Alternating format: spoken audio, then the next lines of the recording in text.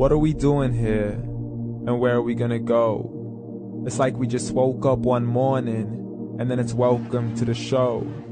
Don't ask any questions, just go with the flow. Make as much money as you can and try your best not to get broke.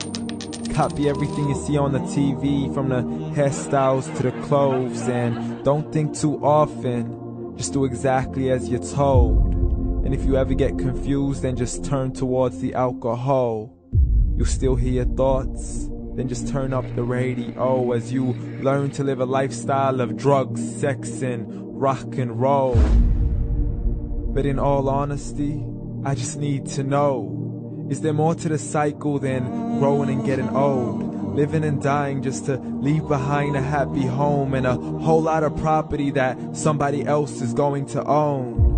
I just really need to know before the casket's closed, 'cause I'm not willing to gamble with my soul, nor am I ready to take any chances. These are just simple life questions and I'm just searching for some answers.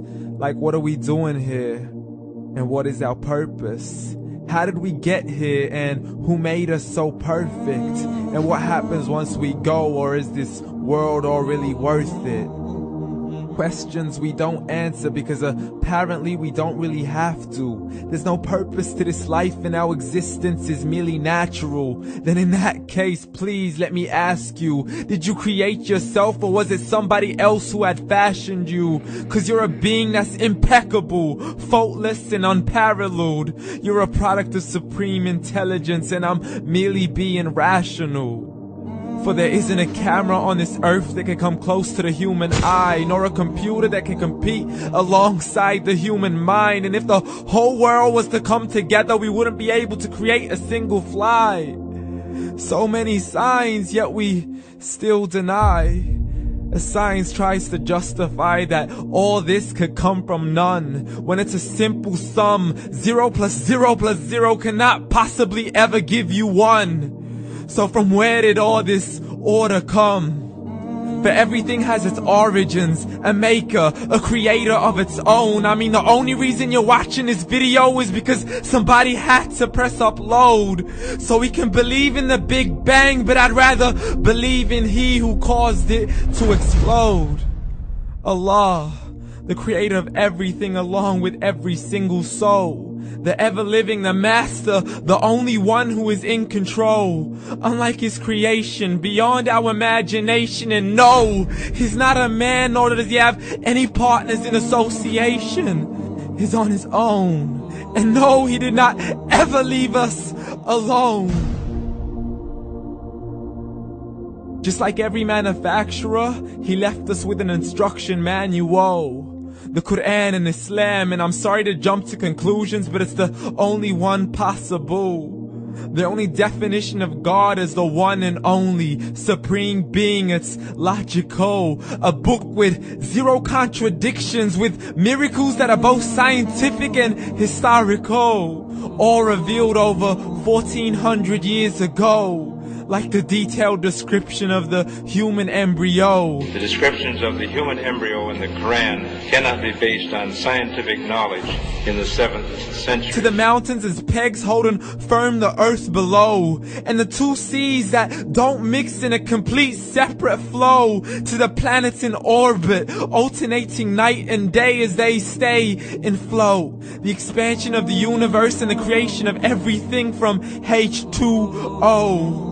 To the stories of the past and the preservation of Pharaoh. To identifying the lowest point in the land where Persia defeated Rome. The gushing fluid that created man in the glands between the ribs and the backbone. And not a word has changed, it's still the same. So please explain how all this was known over 1400 years ago. To a man who couldn't read or write as he would recite whatever the angels spoke. And if you still don't believe, please try to come up with something that's even close.